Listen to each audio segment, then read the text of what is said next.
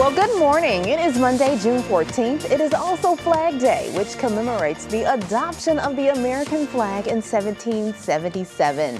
I'm Danielle Wiggins, bringing you your 3 News Now morning update. Thanks for spending a few minutes with me on the WKYC Facebook and YouTube pages. We're in for quite a changing weather pattern this week. It could be a bit of a relief depending on how you look at it. Hollie is tracking it all for you. Thanks so much, Danielle. And as we look ahead to the afternoon, we're starting to see those showers pop up. Could even hear a rumble of thunder. Otherwise, partly sunny skies. Chances will start to diminish as we get into late afternoon and this evening. Not that we can't rule it out completely, but at that point it would be less than 20%. So we should be in great shape for the Indians game. This is the view at 10 o'clock tonight. We've got partly cloudy skies and basically clear skies heading into our Tuesday. Again, that moisture that you see pretty much just with cloud cover for tomorrow. And it looks like we'll be in similar shape as we also get into our Wednesday. And look at these lows in the 50s, nice and comfortable. Sleeping weather should be grand next couple of days. In the meantime, for the rest of your Monday, a few showers, thunderstorms, 77, and otherwise partly sunny skies. And then here's a look ahead at the next 7 days. Tomorrow, Wednesday, Thursday, it'll be partly to mostly sunny. We're going to be comfy, as I mentioned, with those morning lows, 50s, 60s, highs in the 70s, and then 80s Friday with scattered storms. Could see a leftover shower into early Saturday, and then we start to clear. And right now, Father's Day weekend looks really nice because of that. Partly sunny skies, 70s to near 80 for the high. Danielle, back to you. Thank you, Hollie. And we start with developing news out of Parma. A standoff there going on since Sunday afternoon has ended with the death of the suspect. Police say the standoff started when a man identified as Kevin Richards Giesel shot at a uniformed off-duty police officer in a BP parking lot. He drove off and the officer pursued him to a house on South Park Boulevard. Negotiators talked to Giesel for 6 hours. Then at 2:30 a.m., he pointed his gun at officers and fired. Police returned fire and he was found dead in his home. We'll bring you any more updates as they become available at WKYC.com. And over the weekend, 2 small kids were found unconscious in water. One of them died, the other in serious condition this morning. This is dashcam video of the rescue in Painesville yesterday. Officers running to perform CPR on a 4-year-old boy. Police say he had wandered away and was found floating an hour later in the recreation park fishing pond.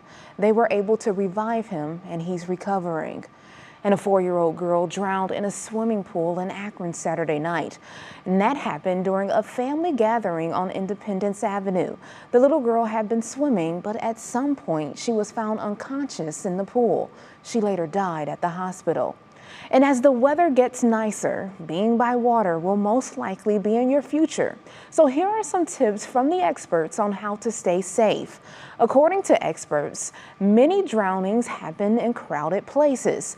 Should you be a bystander to someone struggling in the water or drowning, call 911 and then jump in to help.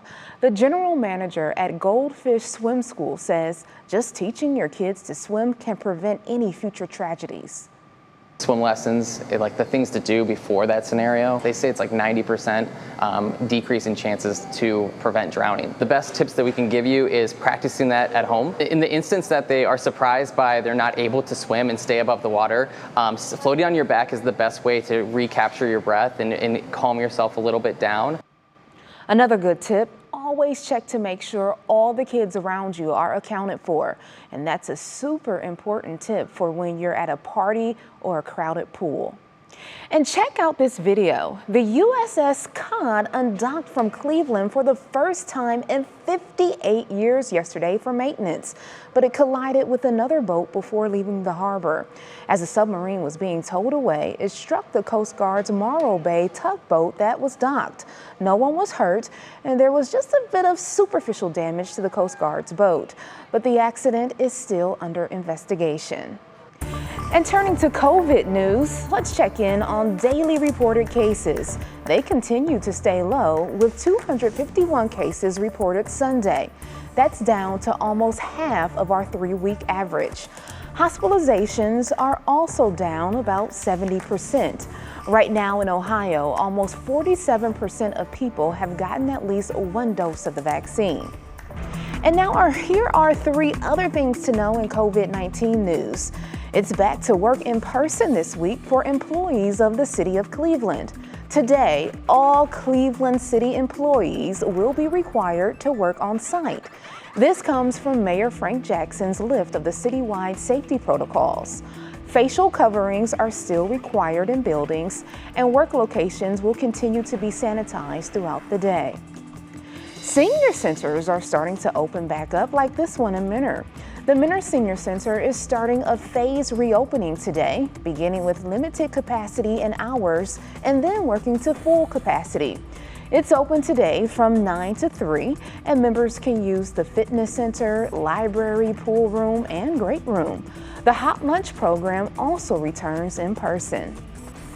Oh, the deadline to enter the 4th Ohio Vaccination Lottery has come and gone. That was yesterday. There are only 2 drawings left, one this Wednesday at 7:29 and the final one at the same time next week. That's actually when they make the announcement of the winners. So all you have to do is visit OhioVaccamillion.com to enter next week's drawing if you have at least one shot. Governor DeWine said last week that more incentives for getting your shot could be coming after these drawings. And we are getting closer to the Olympic Games in Tokyo, and now sources revealed Olympic-related staff and Olympians may face penalties if they break playbook rules during the Games. Athletes and staff entering Japan for the Tokyo Olympics and Paralympics must hand in an activity plan in advance, which they will be required to follow strictly. If they visit tourist spots, entertainment areas, or places not mentioned in the plan, well, those athletes may be disqualified from the Games. The same measures will be applied if they refuse to wear masks or take COVID-19 tests. Meanwhile, the torch relay completed its 2-day journey around the Amori prefecture over the weekend. This leg was cleared to be held on public roads with spectators after some places were pushed to do the ceremony on stage because of coronavirus emergencies. Many are still calling for the Games to be canceled because of the ongoing surge of the virus throughout the country.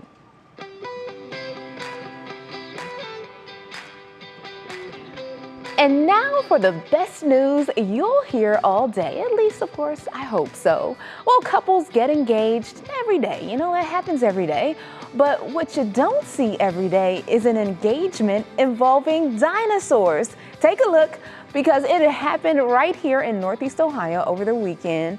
Brock Voorhees proposed to his girlfriend, Rachel McCurry, with a velociraptor front and center. Check it out. Well, she said yes, of course, because look, the dinosaur probably got on her. She said no. If you're wondering why there are dinosaurs, well, Brock, he popped the question while the Canton couple was visiting the Dino Stroll at the Cuyahoga County Fairgrounds. So congratulations to them, and I hope they have a happy and long marriage. Well, thank you for taking time to join me for this 3 News Now morning update. Our digital team will continue to bring you the stories making headlines around Northeast Ohio and the world. Make sure you continue to check our social media pages and WKYC.com throughout the day. I'm Danielle Wiggins, and I'll see you tomorrow morning on Go, starting at 4:30 a.m. Have a great Monday, everyone.